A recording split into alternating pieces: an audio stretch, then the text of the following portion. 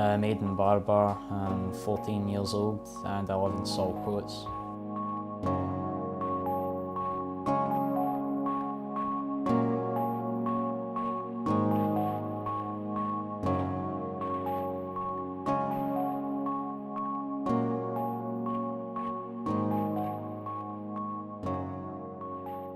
Well, we always knew that there was something wrong with him. Well, it's not something wrong with him, but he was different.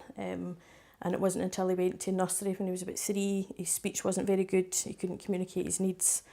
I took him, he had a full assessment for his hearing because we thought he was deaf. He doesn't make eye contact, he still doesn't make eye contact. And when my daughter was born, he started being quite difficult with her. He would pull her by the hair and things like that. So that prompted an assessment with the GP. He sent him to Rainbow House and he was diagnosed with autism. I felt good after it because I knew there was something and he wasn't progressing, and I was really quite worried about him. So when we found out it was autism, then we knew how to help him. I have 2 medical conditions, autism and diabetes. Well, diabetes is like one I've got under control. Like basically it's where your pancreas isn't producing insulin, so therefore you have to inject insulin. And as for my autism, sometimes it makes life easier, sometimes it makes it harder. So like it makes a lot of social interactions dead awkward. I found out about my diabetes in 2009, December 15th. My first reaction when I found out about my diabetes was complete and utter meltdown. When I found out he had diabetes, I was quite upset about it, but it was more that Aidan was really upset. He couldn't understand why he had diabetes and there was no explanation for it. They'd done genetic tests and it didn't run in the family, so he couldn't understand that he was just unlucky. So it was quite hard and he became quite depressed. And then he was diagnosed as being clinically depressed and he started to self-harm. But once we got used to the idea and he got used to the injections, it was a bit better. His autism, he can't really go out on his own. He always has to have someone there with him. He doesn't have any judgment. He doesn't have any fear. Road safety, it's only recently, you know how you stop, look and listen. I had asked Aidan, what is it you're listening for? And he said, the birds. So he doesn't understand things. With his diabetes, he's had a few bad hypos where his blood sugar goes low. He was actually unconscious one morning last year when I got up. And that was when he was on the injections, and we found out that he had deliberately taken too much because of it was an extension of self-harm, so then he got put in an insulin pump. Since he's been in an insulin pump, no, I haven't had any concerns.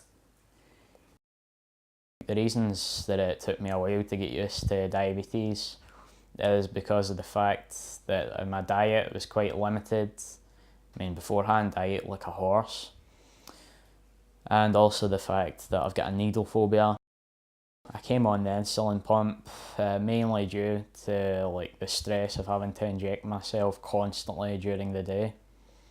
I mean, with the insulin pump, I only need like a cannula put in once every 3 days, 4 if I'm lucky. If I'm going to have anything to eat, I just program it in and then it gives me a quick burst of insulin. He's always been able to draw. Even as a toddler, he could draw quite complex diagrams before he could even write his name. Things like facial proportions, he's never learned how to draw, how you have to have like the nose is halfway down or whatever. Aidan can just see it in his mind's eye and then he can translate it onto paper. He chooses to draw cartoons, but he can draw really good landscapes and portraits as well. When Aidan started doing his art diploma, it was me that organised it, but the work that I was giving him through distance learning wasn't enough for him. He wasn't being pushed. So now that he's doing this art diploma, I feel as if the tutor's giving him good feedback and he's helping him progress with his art, whereas before he was really just quite bored with the assignments. Basically the fact like I've been homeschooled, and because of that, if I went to academy then I probably wouldn't get as far as I am. So basically it's because my mum pushes me so hard.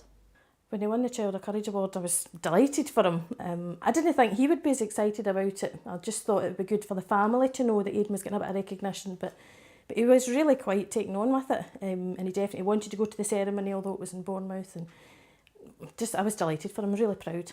We were actually in Lanzarote at the time we found out, so like Mum found out over the phone, so safe to say we were all gobsmacked.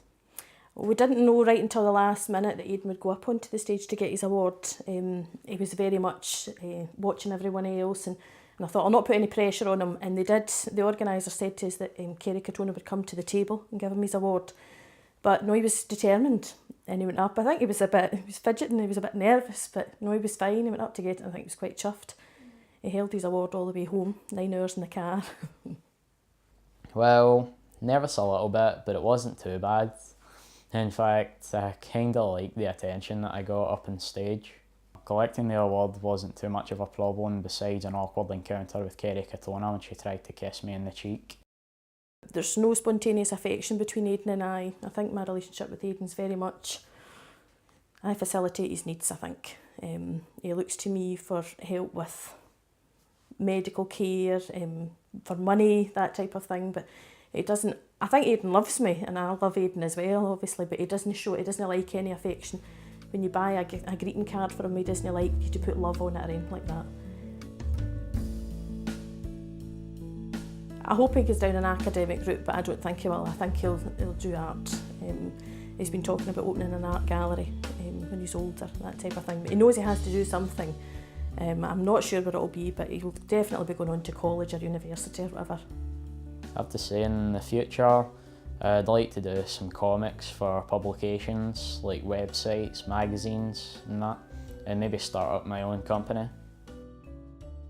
To someone in a similar situation to me, all I can say is get help from psychologists and get your head down and get on with life, maybe get a holiday.